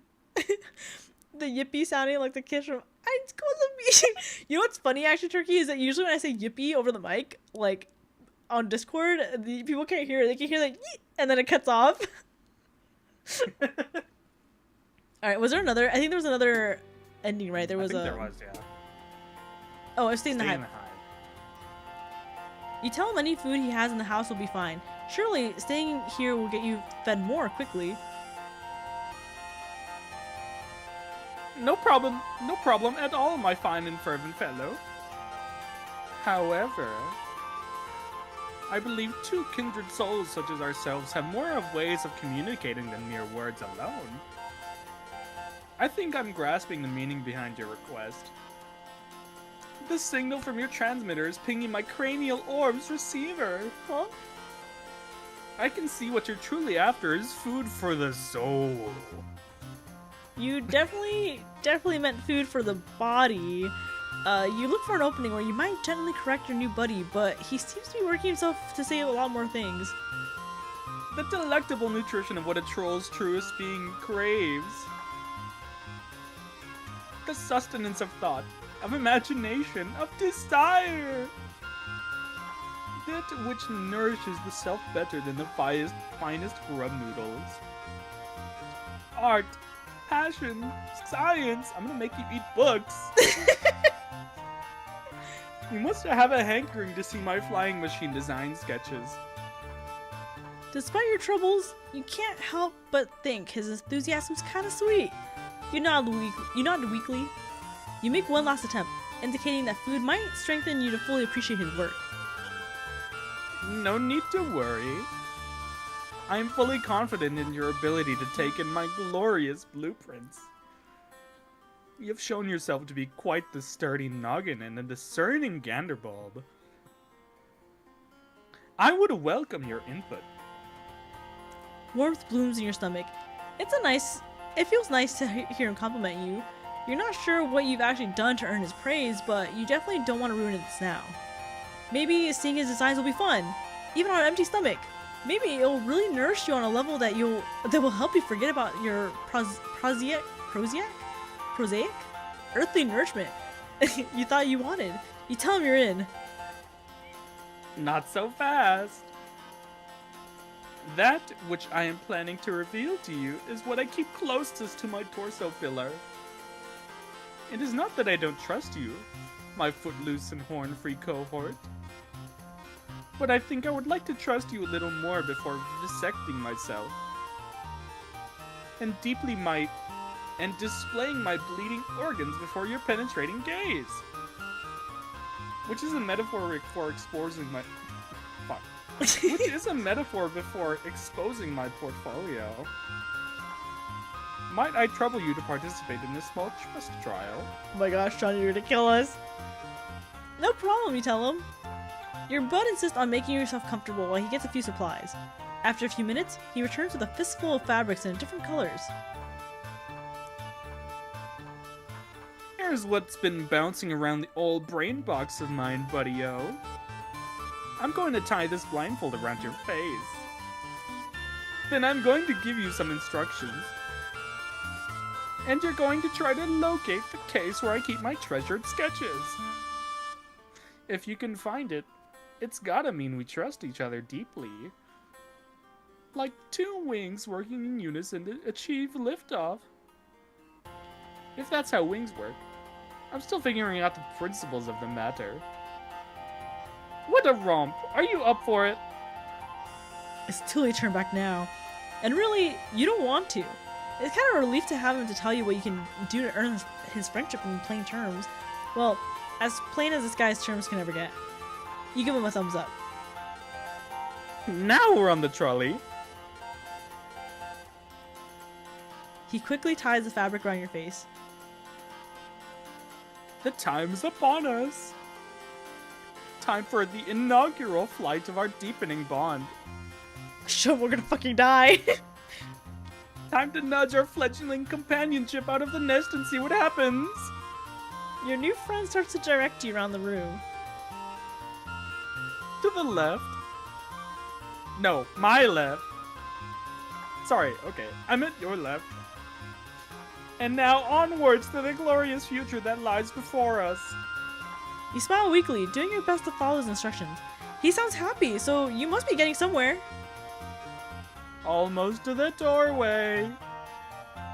3 steps forward if you would be so. Wait! Crash. You stagger backwards from the impact. You hear yourself wheeze. The shock has totally knocked your lungs out of the commission. Your chest jerks in tiny contractions as you gasp for air. Oh, beans. Ding dang, darn it. There's no pain, just an intense pressure focused on the center of your face, right around where you ran to something face first. You pull at the blindfold and you hear footsteps, which probably means your new friend is rushing over to help. He gets the blindfold untied and his face swims into your vision. He looks utterly gobsmacked. Why, I'll be a hornet beast scrub food. Everything's copacetic now, pal. You put your hands to your face and touch something wet. Sure enough, when you pull your fingers away, they're covered in blood. Your nose isn't gushing or anything, just sending out a couple of rivets to let you know it's having a bad day. It's not so bad. You tell your acquaintance this, but he doesn't look any less horrified. Shivering stratocumuli. All this time I've been testing you to see if I could place the tender gift of trust in your declawed little hands. And here you've bestowed upon me the greatest trust of all. Knowledge of your non-standard hematological attributes. I am truly honored. Alright, there we go, now we're reconnected. Are we back? We're alive! Everything's okay! Did I reread? Yeah, I think you're good now. Okay. Absolutely pushed to the brink of rationality by such a display of faith. Never mind the trust trial. You deserve to see my sketches. Just wait here. Be back in 2 shakes of a baby's Baba Beast hindquarters. Baba Beast? Streams over, chat, go home. Fuck you, scum. Also, hi. But I'm already home. You sit down on the floor again, wiping the blood off your face. You're not gonna question the stroke of luck you've been shown. Why, if you knew bleeding was the case to this infection all along, you could have encouraged some blood from the sites of your multiple injuries. But no matter. You sniff the last of the blood back from your nostrils, tasting metal at the back of your throat. Ew. When your almost friend returns, he drops a big stack of papers on your lap. You page through the designs.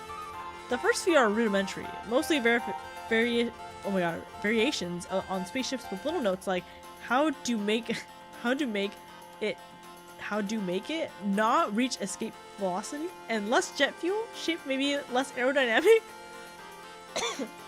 But as you keep going, designs get pretty interesting. One seems to rely on some big rotation sails to achieve lift. Another one shows light frame body attached to your forward jointed wings. You briefly wonder what his plan to make the wings out before you see the note stating that these are dragon wings. A follow-up scribble states, flapping mechanism? How to soften rigor mortis? But hang on, you take a closer look at the machine's frame. That guy's sketch is pretty detailed. The frame doesn't seem to be made of wood or aluminum as you expected, but smaller individual shapes lashed together with some kind of cord. Maybe it's just macabre, oh my god, aesthetic, but you think it looks like bones? You look back at the other designs. Now that you look at it, the sails on this one have a texture that might be leather or similar. The sketches themselves are picked out in a variety of colors, not dissimilar from some of the new blood colors you've discovered lately. Oh boy, you've been down this creepy alien road before. Using your lightest, most jocular tone, you question the bone shapes. You soften your words with a big, not freaked out smile. What's that? Well, I'm not a construction professional, you know. Gotta make use of what's available. Only cold low-bloods and grubs, of course. Not an ounce of insurrectional spirit in this fellow over here. Fear not, unhorned one. These wacky cultural differences, you just misunderstood! You take refuge in your old standby of nodding and smiling. It's none of your business what body parts this fellow uses or doesn't use to make his Wright brothers transformative fan works. Friends aren't for judging people's use of corpse as construction materials anyways. You know, when you crash landed on my planet, I had no idea what to think. Vicar, old boy, you've really shot the balls now. That's what I've told myself. Telling an alien about your flying dreams? That's ruffled the kitty and no doubt about it. But now that we're here, and you're having a looky-loo at my sketches, I'm thinking that it might have been right for us to meet all along. Perhaps the work of a capricious Madam Destiny? Surely he's about to say that you're friends. You can almost taste those sweet, friendship-affirming syllables coming from his mouth. You're just seconds away from that coveted F word. Or Are you? Maybe you've misconstructed everything. You look back down at the sketches. Bones in this one. Bones in that one. He says these plans call for bones of aliens like him, at least if you understood him correctly, but they don't really look like that different from, well, the bones you're more familiar with. Your own bones. Your bones, which have already gone through a lot today. And maybe it seems to be in a kind of harvestable condition? If one was so inclined. You clear your throat. Haha, you say, he's not in the market for these materials right now, is he? Like right now? The friendly guy doesn't understand your question. You're not going to push it, but you do risk a quick glance at yourself, then back at him, then back at yourself. Just to see if he's checking out the stuff, so to speak. When you look back at him, he looks aghast. Oops.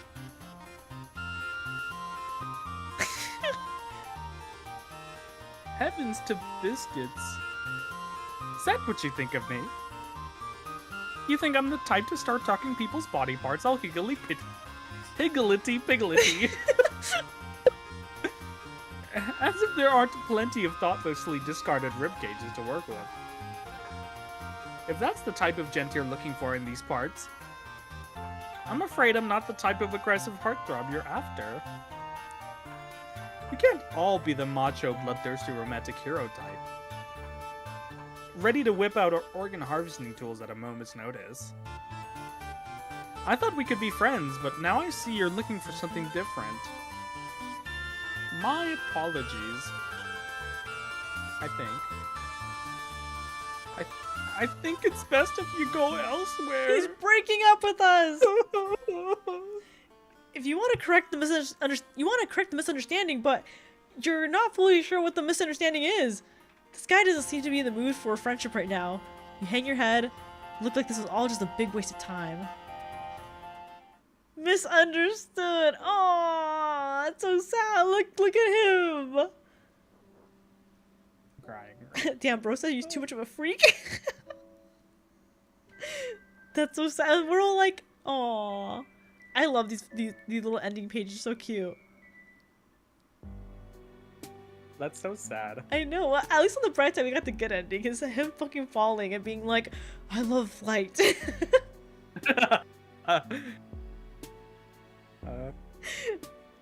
Sean, so many times you go, oh, or you were like, oh, and oh my fucking god, it got me every time.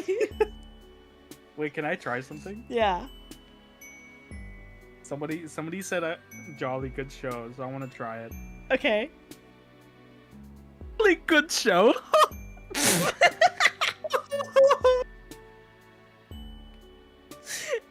Or you, when the guy fell, you went whoop, whatever sound you made.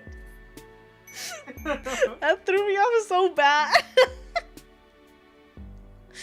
But yay, we did it. We got all the endings and everything. We're in the good ending universe. We're friends now. But alrighty, Sean, thank you for voicing him. I appreciate it. You did a really good job. Thank you. Alrighty. Right. I will see you later. I'll probably end stream here as I say short stream, it's almost 2 hours, but as a short stream. Alright, Sean, I'll see you in a little bit. I might join VC after stream. Okay. Might need to take a break because my voice kind of hurts. Oh no, yeah, it's a lot of reading. Alrighty, see you in a bit. Bye-bye. Alright, bye. And that, guys, is my good friend Jonathan Kaido. I actually got a friend for once. We've got a friend. I think we've done all the good endings before, so I think technically we have a friend with all the trolls. Let me see what all the friends we have so far. We have let me see. Is it friends here? It has a list of all the friends we have. So we have okay, so those are all the good endings then. We have 1, 2, 3, 4, 5, 6, 7, 8. We have 8 friends. And we still have all these to collect. Hi, Jose! Claps in the chat for Dion and Kaido and their peak performance. I know, they both did such a good job. I told them both, I was like, oh, it's not gonna be like voice acting per se, it's gonna be like reading. So, you know, like you can just combine and start reading, right? Because sometimes like playing this game or like any visual novel game takes a lot. Sorry. It takes a lot because you know, it's a lot of reading, right? And I'm like, I fucking suck at reading, so I need someone to help balance out a little bit, right? And they both did such a good job. Kiayama gets a pity clap. What the hell? I think next week I might play this again, and I might have my friend Fangs join. I'm gonna see if they're free. If not, maybe I'll ask if anyone else wants to also do it. But I don't know, these are fun. I want to finish the series so bad. Like, I want to get all these as friends. I'm curious about this last one, but I want to play all these. I'm guessing you haven't been drinking the tea. No, I've been wanting to drink tea, but then every time I drink tea, or no, every time I want to drink tea, I'm like, wait, but I have coffee I can make. Or, oh, you know, iced water sounds kind of good, which is weird, 'cause I don't drink water. So I'm like, I wonder what's happening to me. I wonder what changes I'm going through to want water. But I'm like, or maybe this like juice that's available, I'll take that, you know. And I just don't drink tea. Well, actually, no, scratch that. I did drink tea today. I drank milk tea. It had cheese foam on top, and it was black tea, and it was really good. Also, 18 word fumbles with a bonus 2 from the 2 times said hee, and I can't read. What the hell? You were counting? You were like, I'm gonna jot down every time Kiayama can't fucking read. You're an orca. What do you mean you don't drink water? Water's so boring. There's nothing there. It's just plain. There's nothing. Like, there's nothing. There's no bubbles, there's no flavor, there's no like texture. It's nothing. It doesn't even look pretty. It's nothing. There's nothing there. What is there to like about water? The only time water is desired, like truly desired, I think, is when you wake up at 3 in the morning and you're like, I'm thirsty, and you go drink some water. Oh my god, that's like the best you could ever have. Like, that's like the best feeling to ever have, is drinking water in the middle of the night when you wake up. Like that's like the best feeling. Besides that, water sucks. Like, I guess I'll drink it right at restaurants because it's free, you know, and I'm not gonna deny free water. Also, like, I don't want to pay $5 for a soda, right? Or for like $10 for a nice drink, right? But you know, if I have the choice, I will not pick water. I mean, recently now I've been picking water, and I don't know if it's because I don't know if it's because now I'm getting an age where like maybe I'm worried about my body more, so I'm like, maybe I should just take care of my body, you know. But equally at the same time, like, you know, I'm like, I didn't crave water before, so I wonder why I'm craving water now. I told that to one of my friends. I was like, I'm craving water now all of a sudden, and they showed me the clip of like those girls from like I think it's like the 600-pound life, where one of the girls goes to the doctor and she's like, I think I'm pregnant. And then the doctor's like, oh, well, what makes you think you're pregnant? And she's like, well, I've been craving things I don't usually crave. And she's like, well, what are you usually craving? And she's like, I'm craving things like water. And then her sister goes, bitch, you're not pregnant, you're thirsty. What's wrong with water? Too much is wrong with water. No bubbles? Bro, it's water. What's there is hydration, literal trial. What the hell? That's me all the time. I guess I'll drink it. Acting like water's beneath you, bro. It's 3/4 of you. Yeah, okay. But I feel like with the abundance of water, it adds to how boring it is. You know what I mean? Like, we'll always have water in nature. Water will always be there.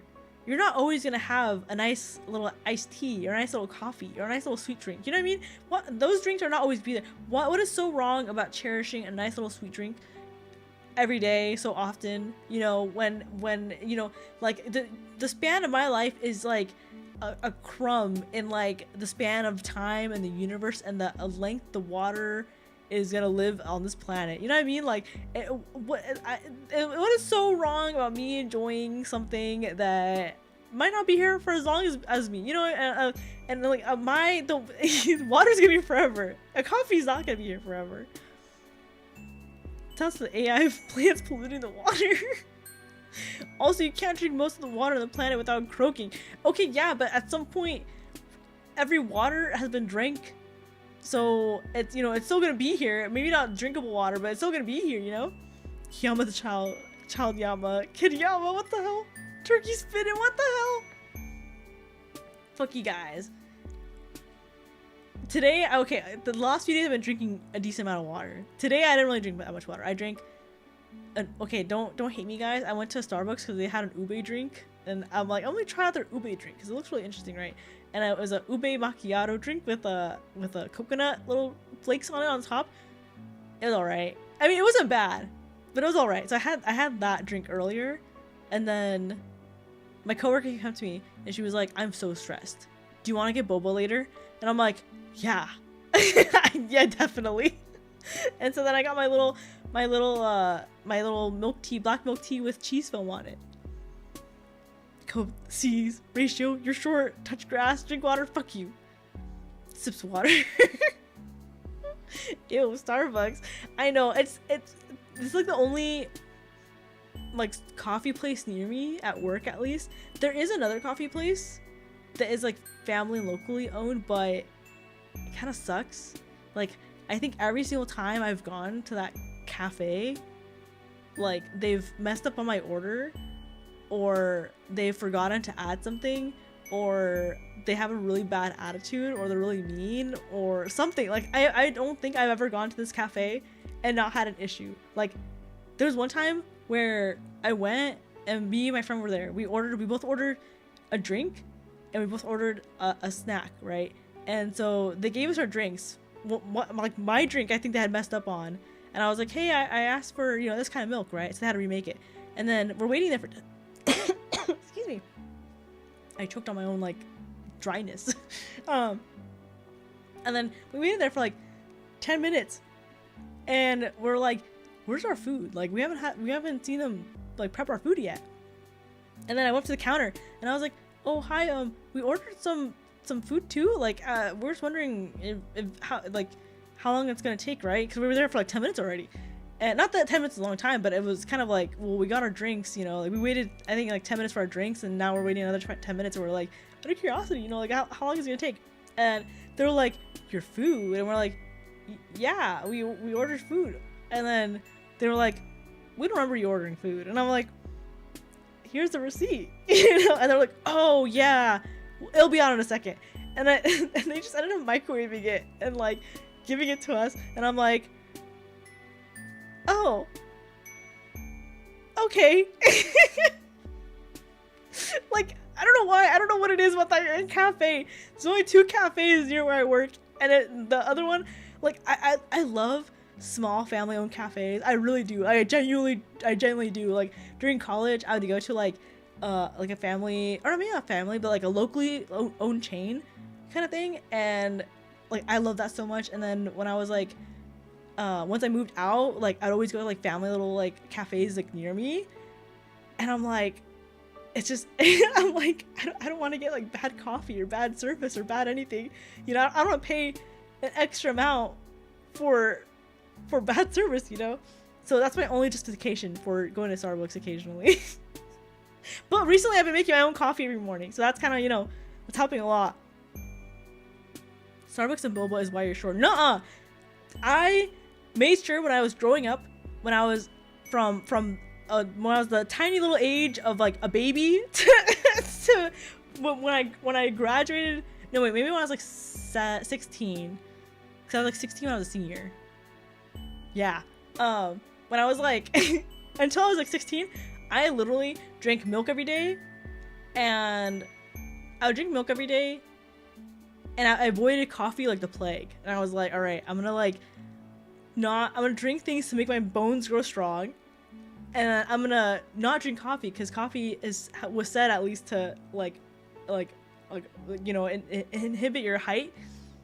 And by the time I was like a senior, I was like, you know what? I'm still fucking short. I haven't grown since I was in 6th grade. I'm just gonna eat and drink whatever I want at this point. That's good to hear. I've been slightly getting better at making coffees too, so I'm a little proud of that. Okay, I'm gonna go ahead and graveyard shift. Oh, these are all cute. I didn't realize there were all names to these. But wait, what was this one? Where was it? I just saw one that was like, stay hydrated. Oh, here it is. Stay hydrated. Befriend Tysius. Nature capped bro's knees from day one. Mother Earth really said, your ass is 4'11". I get it from my dad's side.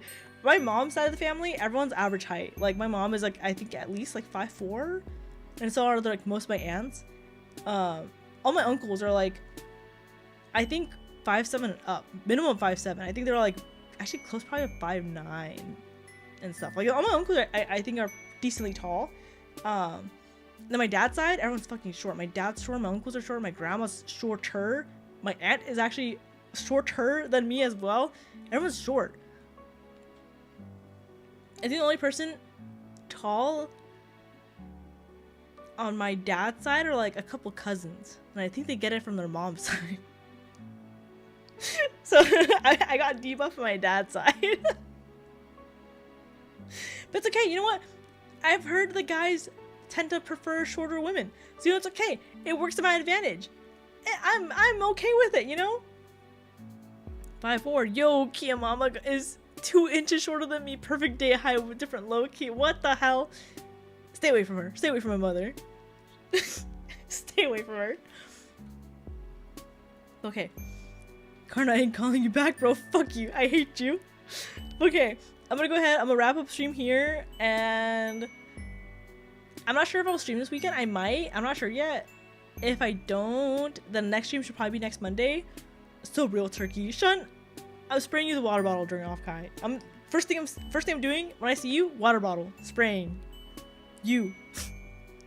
But I think, yeah, Monday should be in the next stream, and I think I'll probably end up finishing Heaven Does Not Respond, because I think we only have 1 video left for that game. And then I'm not sure what else I play. Maybe I'll pick up finally the second game to Batman, the Batman Enemy Within, you know, and see how that one goes. No Fate stream. Oh, how many more episodes? Hold on, let me see. Let me search up real quick how many episodes are in Fate, because strange. Hold on.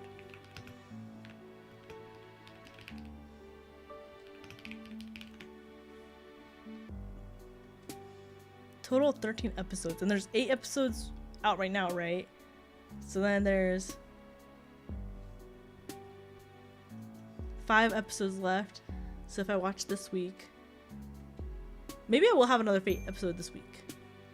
Kiayama tries to load up the Enemy Within and actually loads up their 3rd game. That'd be crazy. Also, Kaido and Dion are King. Kia is Riz. I hate you so much. I'll see. I'm not sure if I will stream Fate this week. I think I probably should, because there's 5 episodes left, right? Because we're on episode 8 or 9. Hold on, let me just pull up Crunchyroll, actually. Crunchyroll. Oh, we're on episode 9, so there's 4 more episodes. Okay, I won't stream it this week. I'll stream it next week. And then... Oh, I'm in a dilemma, because, okay, so either way, the last few episodes of Fate, I won't be able to stream again until probably the 4th. So I can stream the episodes, because I'll be on a little vacation from like the weekend of the 28th. So then I won't be here for that week, essentially. But then I'll be able to stream on the 4th. I'll figure it out. I think this week I'll skip. So there's no Fate episode this week, at least. And then next week I'll stream 2 episodes. And then the week after that, I'll figure it out. Low-key Fate stream or not, I'm stopping Ruby in the VC and we'll work on some computer stuff. Okay. Well, alrighty, guys. Thank you for tuning in. I appreciate it. And thank you, Sean and Dion, for being such amazing voices, and for helping me out on the stream, and for accepting to be on here as well. I really appreciate it. Alright, chat, get ready for... She won't stream 4 months. No, I'm gonna stream for sure when I get back. When she leaves chat, we can talk shit. What the? Alrighty, I'll see you guys later. Thank you for tuning in. I appreciate it. Have a good rest of your night, day, morning, evening, afternoon, before noon, every time. I have to make a list. I do this every stream. I forget what the times are. Anyways, time zones. Alright, have a good one. Bye. Hurry up and go home. Fuck you. At least she's giving us a heads up. Unlike last time when she went through ice and got her, so she died. What the hell? Oh, I hate you guys. I hate you. Anyways, bye.